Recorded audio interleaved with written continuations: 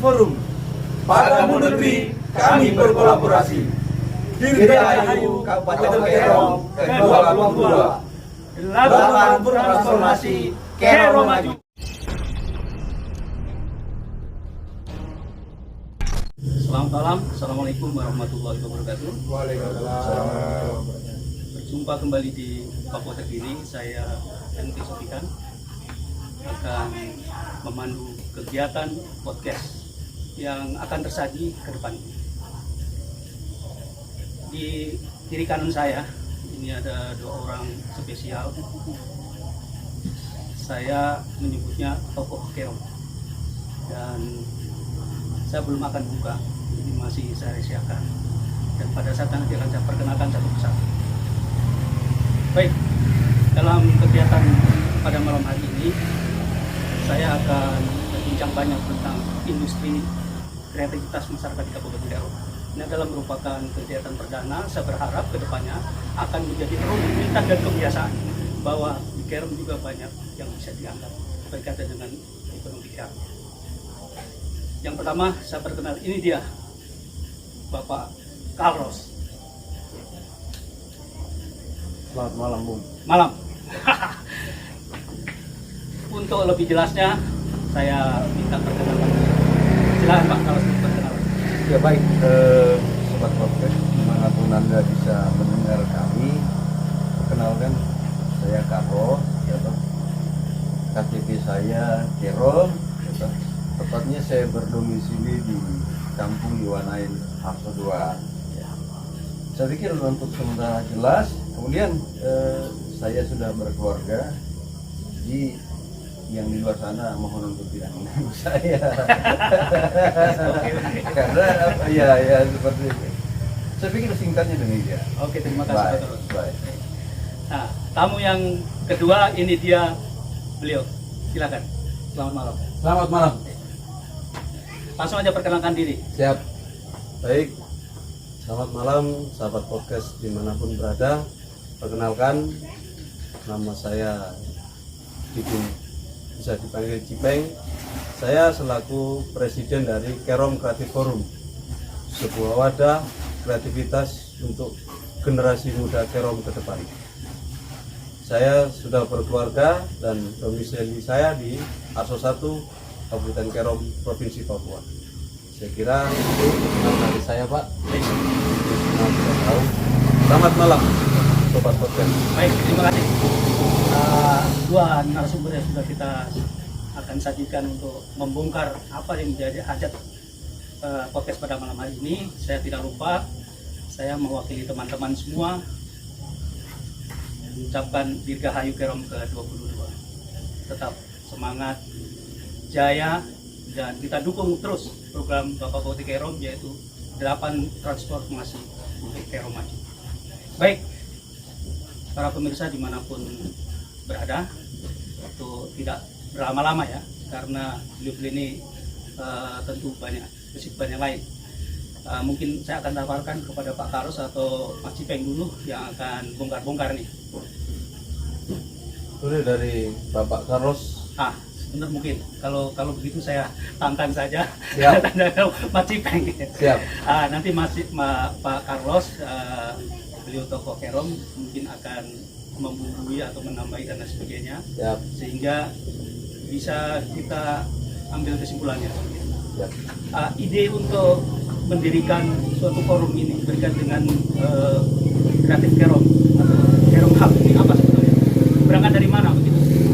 Ide ini berangkat dari saya melihat bahwa di seluruh Indonesia, baik kabupaten maupun kota, itu sudah ada yang namanya creative space.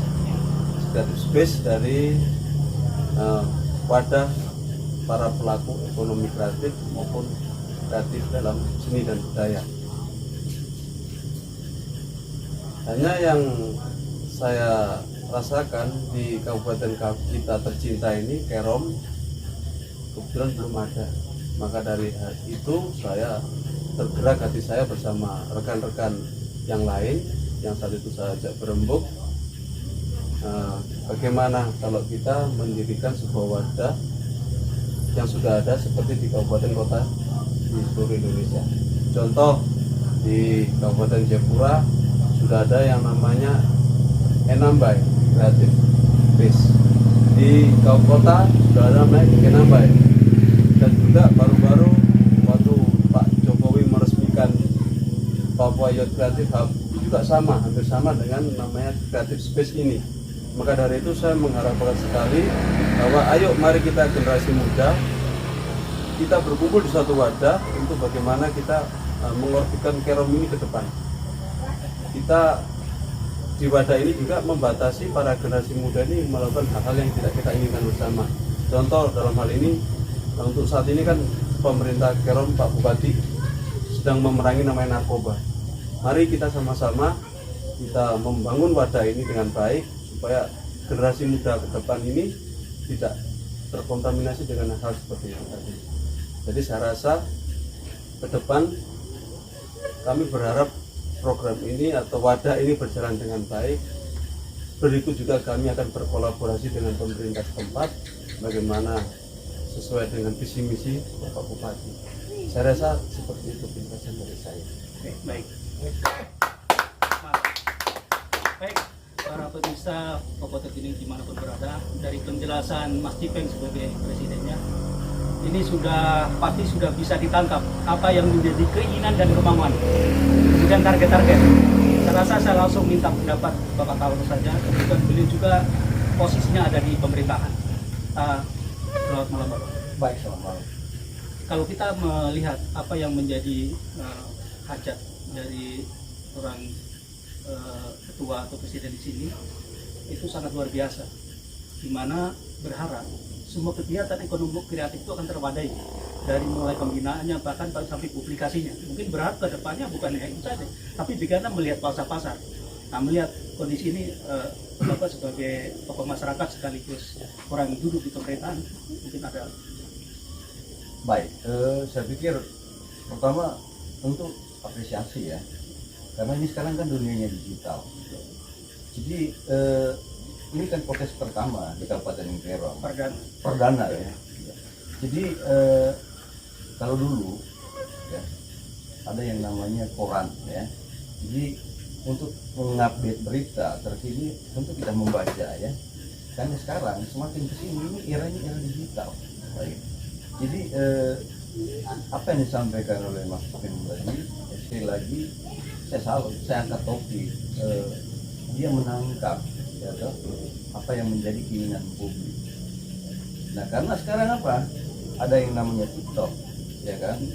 Ada yang namanya Facebook, YouTube, dan seterusnya. Ini ruang sudah ada. Jadi tinggal bagaimana kita punya karya ini, ya, bisa dituangkan. Kalau seperti yang sampaikan tadi, kalau ada kegiatan, saya pikir orang tidak berpikir lagi bagaimana harus menarkoba, urus miras dan lain sebagainya. Ini ruang paling penting kalau menurut saya. Sehingga dengan demikian, saya berharap selaku presidium tadi jangan hangat-hangati awal saja. Ya, mari kita melakukan ini setelah terus menerus. Ya, bagian kita akan mendukung. Sehingga sekali lagi kerjasama ini tidak hanya sebatas di sini saja, tapi berkesinambungan. Dengan demikian, bagian-bagian penting yang merupakan program-program strategis pemerintah Kabupaten Kerom ini bisa dituangkan melalui dialog seperti ini. Sekali lagi saya apresiasi. Terima kasih. Terima kasih. Baik, para pemirsa Kabupaten ini, dari Mas Cipeng tadi sebutkan bahwa beliau memberikan space untuk orang-orang yang bergelut di dunia kreativitas kreatif. Nah, ini diamini dan didukung penuh oleh Pak Carlos. Ini merupakan suatu saya ya sebagai masyarakat Kerom sangat berterima kasih ya, karena ada ide dan kemudian ada dorongan bagaimana kan agar ide itu terwadai. Nah, sudah tergambar atau belum Mas Cipeng berkaitan dengan ini kan merupakan wadah ya, atau boleh dikatakan istilah bahasa sekarang space lah, ada ruang gitu ya, ada ruang untuk mewadai gitu. Kira-kira kreatif dalam kan kreativitas itu kan ada sekat-sekat. Nah, mungkin apakah yang akan menonjol duluan yang akan ditampung, atau memang yang lagi booming, atau memang yang kira-kira walaupun tidak booming, walaupun tidak muncul duluan, kalau itu memang punya dampak ekonomi besar mungkin akan ditangkap duluan. Mungkin ada. Baik, saya akan menanggapi dari Bapak Sofikan. Ekonomi kreatif ini bukan hanya kita melihat mana yang istilahnya sekarang booming, karena booming itu belum tentu pangsa pasarnya juga selamanya bertahan. Jadi apapun itu kreativitas, terlebih dalam hal seni dan budaya untuk generasi muda Kerom ke depan, disitulah kita akan memberi wadah. Contoh, ke depan kita akan memiliki galeri UMKM, galeri ekonomi kreatif, baik itu contoh itu dari hasil rajutan benang berbentuk noken atau ukir-ukiran atau yang lain, bahkan kreativitas dalam hal teknologi. Contoh sekarang yang lagi booming kan teknologi AI yang kita sekarang nikmati bersama ini dan sedang ramai. Disitulah kita nanti akan memunculkan bakat-bakat terpendam dari generasi muda ini. Jadi kita tidak hanya berpaku pada ekonomi kreatif yang booming, tapi yang sekarang ada dan akan selalu ada ke depan. Baik itu kreativitas dalam hal kuliner, terus dari seni dan budaya di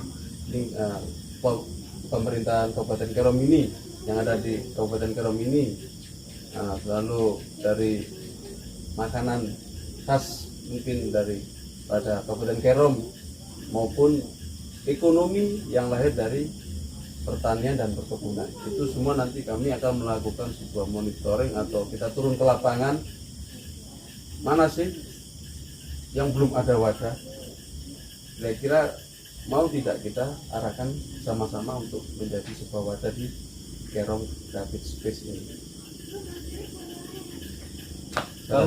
Kalau saya tangkap dari penjelasannya Mas Cipeng tadi, jadi seluruh berkaitan dengan ekonomi kreatif, artinya mau yang booming, mau belum booming dan seterusnya, atau yang tersembunyi, meskipun tidak booming atau belum booming, tapi potensi itu ada sebagai nilai ekonomi jangka panjang ya. Tadi disebutkan bukan musiman ya.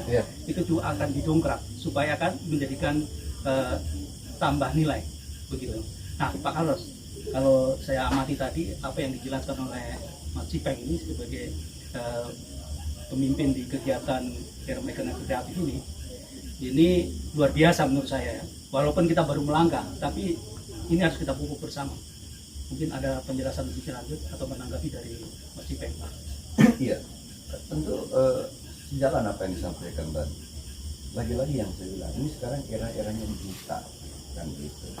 Jadi pemerintah tidak bisa bikin apa-apa kalau tidak melakukan kerjasama dengan masyarakat yang ada. Bagaimana kita bisa mempromosikan visi dan misi bupati ini dengan cara seperti ini? Ya. Karena apa? Banyak keterbatasan seperti itu.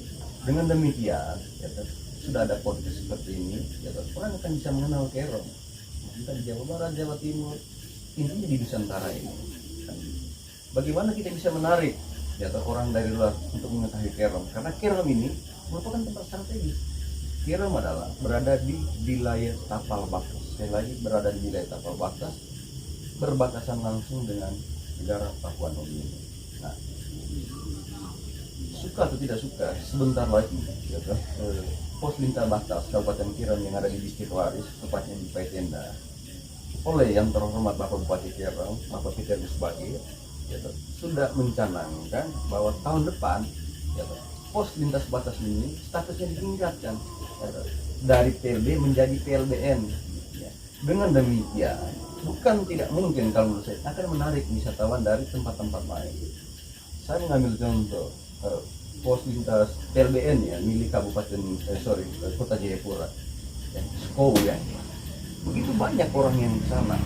Kenapa? Di sana gitu, ada pos pos antara pemerintah Republik Indonesia dengan Papua Nugini. Orang akan mau cari tahu kira-kira cara kerjanya seperti apa sih? Kayak gitu. Melangkah sekali langkah saja kita sudah di negara orang. Begitu juga di sana. Berikut peredaran ganja yang sangat masif di tempat ini, khususnya ada di tempat yang saya sampaikan tadi. Nah, dengan demikian nanti ya, saya yakin begitu PLBN ini ada, tentu akan menumbuhkan perekonomian setempat.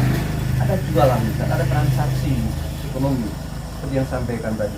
Mungkin noken yang bisa dijual di sana, kemudian komoditas kopi unggulan di distribusi itu bisa kan diperkenalkan di sana.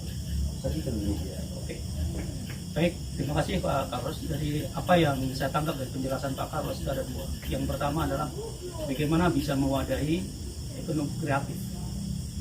Dan ke depan ini akan ada PLBN di Kutenda, sehingga berharap kalau saya tangkap, beliau berharap bahwa yang mengisi ruang-ruang space berkaitan dengan cenderamata dan lain-lain dan sebagainya adalah masyarakat Kerom. Begitu saya. Siap. Nah, seperti itu. Karena kalau ruang atau space tidak kita siapkan dan kita tidak wadai, tidak mungkin juga akan datang mungkin dari Makassar, Manado, mereka datang membawa cenderamata ke tempat kita kan gitu. Nah, berharap dengan adanya rencana pembukaan PLBN di Kutenda itu di Waris ya, Ya. maka semuanya akan dikerjakan oleh masyarakat. Dengan kondisi ini, berharap beliau tadi sampaikan adalah mengurangi peredaran ganja dan sebagainya karena mereka punya aktivitas ekonomi kreatif. Ya, karena selama ini mungkin mereka menganggur, memang tidak ada pilihan lain ya, sehingga mengerjakan pekerjaan yang dilarang oleh hukum dan perundang-undangan seperti itu. Oke. Baik, demikian podcast pada malam hari ini, dan saya berharap ini bisa menjadi langkah awal yang positif ya untuk kegiatan di forum kreatif Kerom ini, forum Kerom kreatif ini. Dan saya berharap mungkin ada closing statement dari Mas Ipeng, harapan-harapan mungkin silakan kepada masyarakat, kepada pemerintah, kepada seluruh pelaku ekonomi. Kami persilakan Mas Ipeng. Baik, kepada seluruh sobat podcast dimanapun berada, closing statement dari saya, kami berharap setelah wadah Kerom Kreatif Forum ini berjalan baik, kami memohon dukungan dan doa untuk semua warga Kabupaten Kerom supaya menjadi penyemangat kami, supaya kami bisa melaksanakan cita-cita kami ini terwujud dengan baik. Untuk pemerintah Kabupaten Kerom ke depan, kami mengharapkan mari kita berkolaborasi demi bagaimana kita membranding Kabupaten Kerom tercinta ini. Kami akan selalu membuka diri baik dengan Pak Bupati maupun OPD yang lain. Kami mengharapkan Kerom Creative Space segera ada di Kabupaten Kerom sesuai dengan apa yang menjadi visi misi Bapak Bupati, Wakil Bupati, yaitu transformasi Kerom. Kami ingin merasakan itu, perubahan itu hadir di Kabupaten Kerom melalui Kerom Creative Space ini. Saya rasa itu. Selamat malam Sobat Space dimanapun berada. Tamne Yisan Kefase Kuengo Kenki Kitura Kensure. Selamat malam. Kami persilakan Pak Carlos untuk closing statementnya. Baik, closing statement saya malam ini adalah bahwa jangan berhenti untuk berkarya, berinovasi, ya kan? Jadi tuangkan segala keinginan Anda, ya kan? Kreasi Anda melalui hal-hal yang baik. Dengan demikian, pikiran kita terhadap hal-hal yang berpotensi ya, untuk membangun itu ada dengan sendiri. Tinggalkan hal-hal yang buruk, waktunya kita membangun secara bersama-sama, secara bergotong royong demi Kerom yang lebih baik. Baik, para pemirsa Popot Terkini dimanapun berada, selain dua narasumber kita juga hadir, dua orang, ini tokoh dari Forum Kreatif Kerom juga. Di sana ada Mas Diki dengan Pak Poniran. Kami perkenalkan, silakan masing-masing perkenalkan. Silakan dari Mas Diki, Mas Diki. Baik, selamat malam teman-teman Sobat Kreatif seluruh Indonesia. Perkenalkan, nama saya Diki Kutuma. Saya tinggal di Kabupaten Kerom. tepatnya di Kampung Asyaman. Di sini saya langsung saja, harapannya adalah teman-teman mau bergabung dengan kami, mari kita sama-sama membangun Kerom untuk demi Kerom lebih maju, demi Kerom lebih bermartabat. Anak-anak muda saatnya untuk berkarya. Oke, terima kasih. Silakan Pak Pengedar. Ya, baik, terima kasih. Selamat malam kepada saudara-saudaraku yang berada di Kabupaten Kerom ini. Perkenalkan, nama saya Poniran. Saya sebagai penasehat akan dituakan di dalam forum ini.